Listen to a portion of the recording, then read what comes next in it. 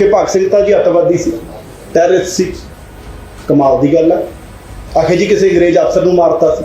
भगत है ये आप बता दिए। पुलिस बेगना, पुलिस आदमियों को मार देना, पार्लियामेंट में बम फेंक देना, वो शराफत की बात है। ते उन्होंने ही लखा भगत सिंह ने यह देश आज़ाद करवाया ते वो देश आज़ाद होने तो बाद पार्लीमेंट बनी, लोगों को वोट पाने का हक मिलया, ਜਿਹੜੀਆਂ वोटां लैके अज सिमरजीत सिंह मान MP बने हैं।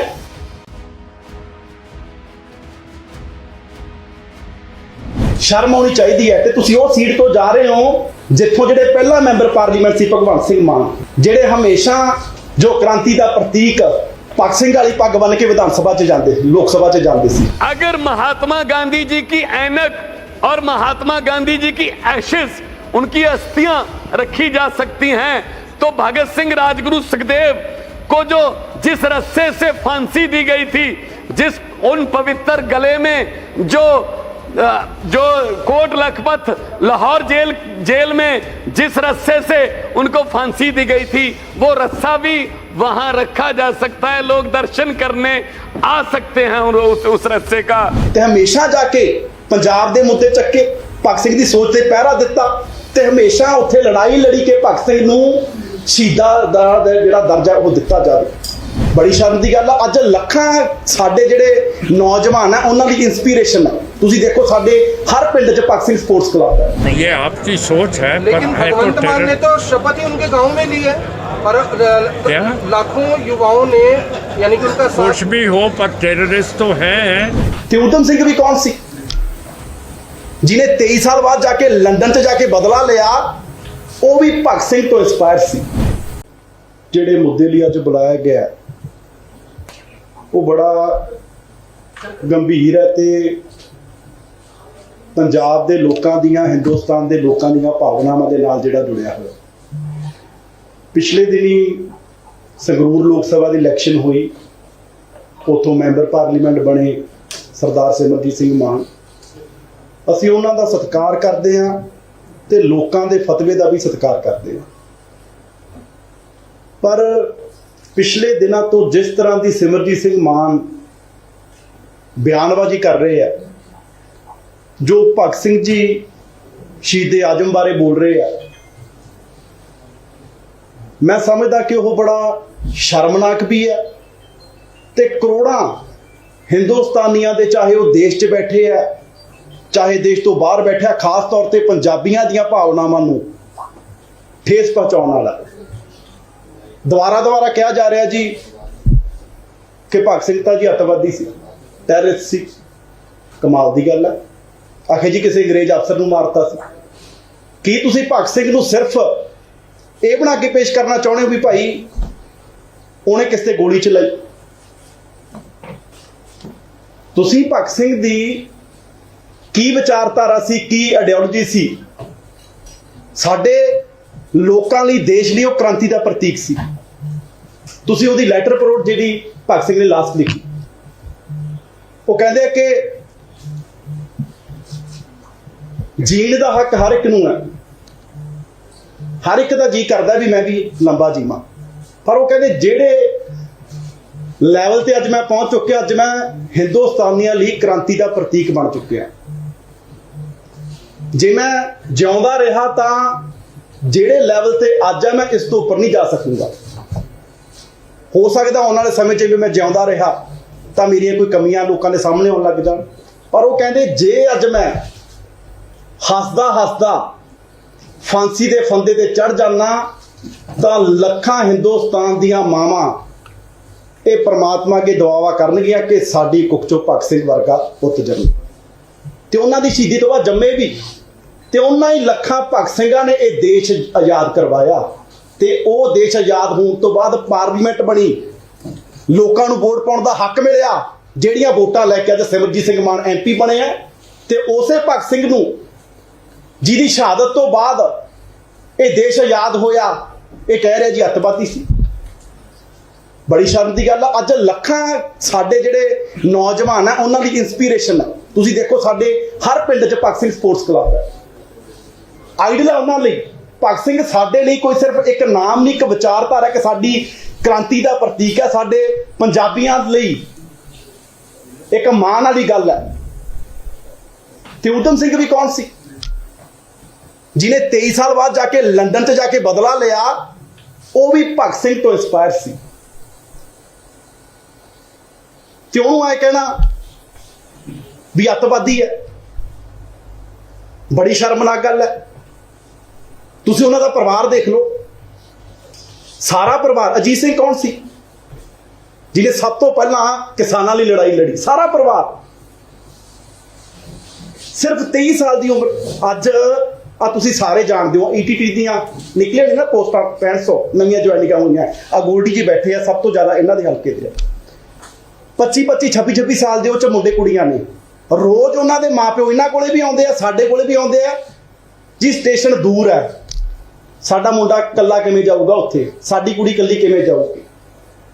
ਭਗਤ ਸਿੰਘ ਦੀ ਮਾਂ ਨਹੀਂ ਸੀ, ਉਹਦਾ ਜੀ ਨਹੀਂ ਸੀ ਕਰਦਾ ਵੀ ਭਾਈ ਮੇਰੇ ਮੁੰਡੇ ਦਾ ਵਿਆਹ ਹੋਵੇ, ਸਾਡੇ ਘਰੇ ਨੂੰਹ ਆਊਗੀ, ਬੱਚੇ ਹੋਣਗੇ। ਤੇ ਉਹਨਾਂ ਨੇ 23 ਸਾਲ ਦੀ ਉਮਰ 'ਚ ਬਥੇਰਾ ਰੋਕਿਆ ਹੋਣਾ ਉਹਦੀ ਮਾਂ ਨੇ। ਇਸੇ ਕਰਕੇ ਕੁਰਬਾਨੀਆਂ ਦਿੱਤੀਆਂ ਕਰਕੇ ਆਉਣ ਵਾਲਾ ਜਿਹੜਾ ਸਾਡੀਆਂ ਮਾਵਾਂ ਆਜ਼ਾਦ ਦੇਸ਼ 'ਚ ਸਾਹ ਲੈਣ। ਤੇ ਤੁਸੀਂ ਉਹਨਾਂ ਦੀ ਕੁਰਬਾਨੀ ਨੂੰ ਦੁਬਾਰਾ ਕਹਿ ਰਹੇ ਹੋ ਜੀ ਅੱਤਵਾਦੀ ਅੱਤਵਾਦੀ।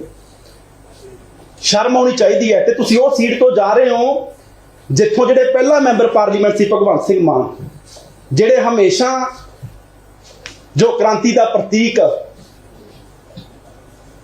ਭਗਤ ਸਿੰਘ ਵਾਲੀ ਪੱਗ ਬੰਨ੍ਹ ਕੇ ਵਿਧਾਨ ਸਭਾ 'ਚ ਜਾਂਦੇ, ਲੋਕ ਸਭਾ 'ਚ ਜਾਂਦੇ ਸੀ ਤੇ ਹਮੇਸ਼ਾ ਜਾ ਕੇ ਪੰਜਾਬ ਦੇ ਮੁੱਦੇ ਚੱਕੇ, ਭਗਤ ਸਿੰਘ ਦੀ ਸੋਚ ਤੇ ਪਹਿਰਾ ਦਿੱਤਾ ਤੇ ਹਮੇਸ਼ਾ ਉੱਥੇ ਲੜਾਈ ਲੜੀ ਕਿ ਭਗਤ ਸਿੰਘ ਨੂੰ ਸ਼ਹੀਦਾਂ ਦਾ ਜਿਹੜਾ ਦਰਜਾ ਉਹ ਦਿੱਤਾ ਜਾਵੇ। ਤੇ ਉਹਨਾਂ ਦੇ ਜਨਮ ਦਿਨ ਤੇ ਵੀ ਮਾਨ ਸਾਹਿਬ ਨੇ ਉੱਥੇ ਪੂਰੀ ਪਾਰਲੀਮੈਂਟ ਨੇ ਜਿਹੜਾ ਭਗਤ ਸਿੰਘ ਦੀ ਜਿਹੜੀ ਸ਼ਹਾਦਤ ਨੂੰ ਜਿਹੜਾ ਪ੍ਰਣਾਮ ਕੀਤਾ। ਸੋ ਬੜੀ ਸ਼ਰਮਨਾਕ ਗੱਲ ਹੈ। ਇਹ ਇਕੱਲਾ ਪੰਜਾਬ ਦਾ ਨਹੀਂ, ਪੂਰੇ ਹਿੰਦੁਸਤਾਨ ਦੇ ਲੋਕਾਂ ਦਾ ਉਹਨਾਂ ਦੇ ਜਜ਼ਬਾਤਾਂ ਨਾਲ, ਭਾਵਨਾ ਨਾਲ ਜੁੜਿਆ ਹੋਇਆ ਮੁੱਦਾ ਹੈਗਾ। ਇਹਦੇ ਤੇ ਸਿਮਰਜੀਤ ਸਿੰਘ ਮਾਨ ਨੂੰ ਤੁਰੰਤ ਜਿਹੜੀ ਹੈ ਉਹ ਮਾਫੀ ਮੰਗਣੀ ਚਾਹੀਦੀ ਹੈ। ਨਹੀਂ ਆਉਣ ਵਾਲੇ ਸਮੇਂ 'ਚ, ਕਿਉਂਕਿ ਭਗਤ ਸਿੰਘ ਸਾਡੇ ਲਈ ਆਈਡਲ ਹੈ। ਅਸੀਂ ਤਾਂ ਪਿੱਛੇ ਵੀ ਪਹਿਲੀ ਸਰਕਾਰ ਆਈ ਹੈ ਜਿਹਨੇ ਭਗਤ ਸਿੰਘ ਦੀ, ਅੰਬੇਦਕਰ ਜੀ ਦੀ ਫੋਟੋ ਲਾਈ ਹੈ। ਅੱਗੇ ਕਿਹਨਾਂ ਦੇ ਲੱਗੀਆਂ ਹੁੰਦੀਆਂ ਸੀ? ਤੂੰ ਤਾਂ ਸਾਰੇ ਕਵਰ ਕਰਦੇ ਰਹੇ ਹੋ, ਮੁੱਖ ਮੰਤਰੀਆਂ ਦੀਆਂ, ਮੰਤਰੀਆਂ ਦੀਆਂ, ਜਿਨ੍ਹਾਂ ਭ੍ਰਿਸ਼ਟ ਲੋਕਾਂ ਨੇ ਦੇਸ਼ ਬਰਬਾਦ ਕਰਕੇ ਰੱਖਤਾ। ਅਸੀਂ ਇਸੇ ਕਰਕੇ ਲਾਈਏ ਤਾਂ ਕਿ ਜਿਹੜੀਆਂ ਸਾਡੀਆਂ ਆਉਣ ਵਾਲੀਆਂ ਪੀੜ੍ਹੀਆਂ ਨੇ ਉਹਨਾਂ ਨੂੰ ਪਤਾ ਲੱਗੇ ਵੀ ਭਗਤ ਸਿੰਘ ਕੌਣ ਹੈ ਤੇ ਸਾਨੂੰ ਵੀ ਉੱਥੇ ਬੈਠਿਆਂ ਨੂੰ ਹਮੇਸ਼ਾ ਯਾਦ ਰਹੇ ਵੀ ਇਹਨਾਂ ਲੋਕਾਂ ਨੇ ਸ਼ਹਾਦਤ ਦੇ ਕੇ ਦੇਸ਼ ਯਾਦ ਕਰਵਾਇਆ ਸੀ, ਇਹਨਾਂ ਦੀ ਸੋਚ ਤੇ ਪਹਿਰਾ ਦੇਣਾ। ਸੋ ਸਿਮਰਜੀਤ ਸਿੰਘ ਮਾਨ MP ਸਾਹਿਬ ਨੂੰ ਤੁਰੰਤ ਜਿਹੜੀ ਆ ਮਾਫੀ ਮੰਗਣੀ ਚਾਹੀਦੀ ਹੈ। ਨਹੀਂ ਆਉਣ ਵਾਲੇ ਸਮੇਂ 'ਚ ਉਹਨਾਂ ਵਿਰੁੱਧ ਜਿਹੜਾ ਸੰਘਰਸ਼ ਹੈ ਉਹ ਹੋਰ ਤਿੱਖਾ ਹੋਵੇਗਾ।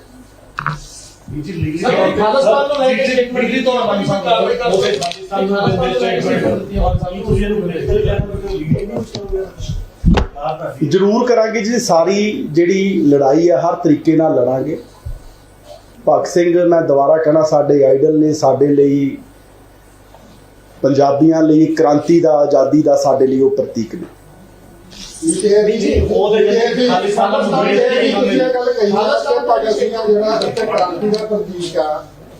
ਇੱਕ ਵਿਚਾਰਧਾਰਾ ਹੈ।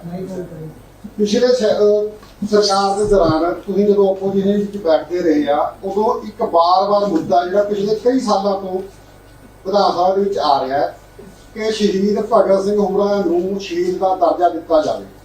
ਜਦੋਂ ਤੁਸੀਂ ਆਪੋਜੀਸ਼ਨ ਦਾ ਉਦੋਂ ਵੀ ਮੰਗ ਕਰਦੇ ਰਹੇ ਕੁਝ ਲੋਕ। ਕਿਆ ਤੁਹਾਡੀ ਸਰਕਾਰ ਸ਼ਹੀਦ ਭਗਤ ਸਿੰਘ ਨੂੰ ਸਰਕਾਰੀ ਤੌਰ ਤੇ ਸ਼ਹੀਦ ਦਾ ਦਰਜਾ ਦੇਵੇਗੀ?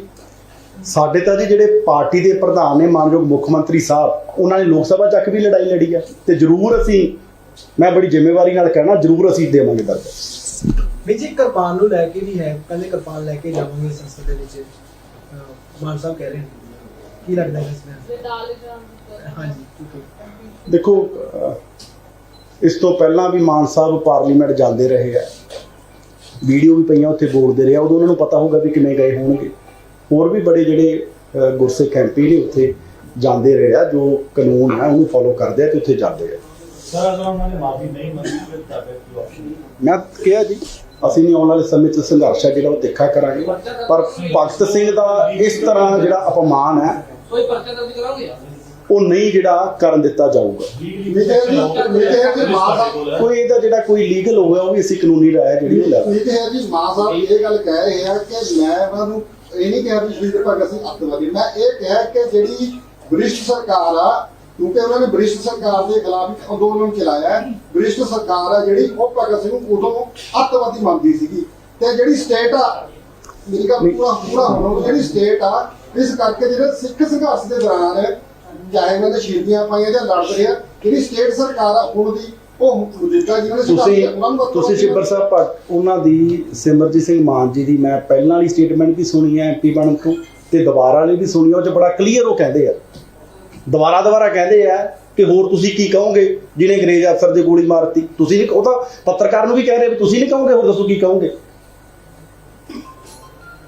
ਅੱਜ ਕੱਲ ਕਿਹੜਾ ਕੋਈ ਗੱਲ ਰੁਕੀ ਰਹਿੰਦੀ ਹੈ, ਸਾਰੀ YouTube ਤੇ ਪਈਆਂ ਨੇ, ਤੁਸੀਂ ਹੁਣ ਕੱਢ ਕੇ ਦੇਖ ਲਓ, ਸਾਰਾ ਕੁਝ ਲੋਕਾਂ ਦੇ ਸਾਹਮਣੇ ਆ, ਪਬਲਿਕ ਡੋਮੇਨ 'ਚ ਹੈ। ਵੀਰ ਜੀ ਖਾਲਿਸਤਾਨ ਵਾਲੀ ਖਾਲਿਸਤਾਨ ਵਾਲੀ ਸਟੇਟਮੈਂਟ ਨੂੰ ਕਿਵੇਂ ਦੇਖਦੇ ਹੋ? ਉਹਨਾਂ ਨੇ ਸਮਰਥਨ ਦਿੱਤਾ, ਉਹਨਾਂ ਨੇ ਕਿਹਾ ਕਿ ਪਾਰਲੀਮੈਂਟ ਤੇ ਵੀ ਕੋਈ ਉਹਦੀ ਰੋਕ ਨਹੀਂ ਲਾਈ, ਚਰਚਾ ਕੀਤੀ ਜਾ ਸਕਦੀ ਹੈ। ਦੇਖੋ, ਅਸੀਂ ਦੇਸ਼ ਦੇ ਸੰਵਿਧਾਨ 'ਚ ਵਿਸ਼ਵਾਸ ਰੱਖਣ ਵਾਲੀ ਸਾਡੀ ਸੈਕੂਲਰ ਪਾਰਟੀ ਹੈ।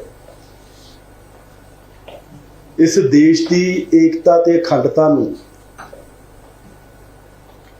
ਜੋ ਵੀ ਲੋਕ ਕਹਿ ਲਓ ਵੀ ਸਾਡੀ ਸ਼ਾਂਤੀ ਨੂੰ, ਸਾਡੀ ਏਕਤਾ ਨੂੰ ਭੰਗ ਕਰਨਾ ਚਾਹੁੰਦੇ ਆ ਜਾਂ ਇਦਾਂ ਦੀਆਂ ਬਿਆਨਬਾਜ਼ੀਆਂ ਕਰਨਗੇ, ਤਾਂ ਉਹਨਾਂ ਨੂੰ ਕਿਸੇ ਨੂੰ ਵੀ ਜਿਹੜੇ ਦੇਸ਼ ਦੇ ਲੋਕ ਨੇ ਉਹ ਮਾਫ ਹੈ ਜਿਹੜਾ ਉਹ ਨਹੀਂ ਕਰਨਗੇ।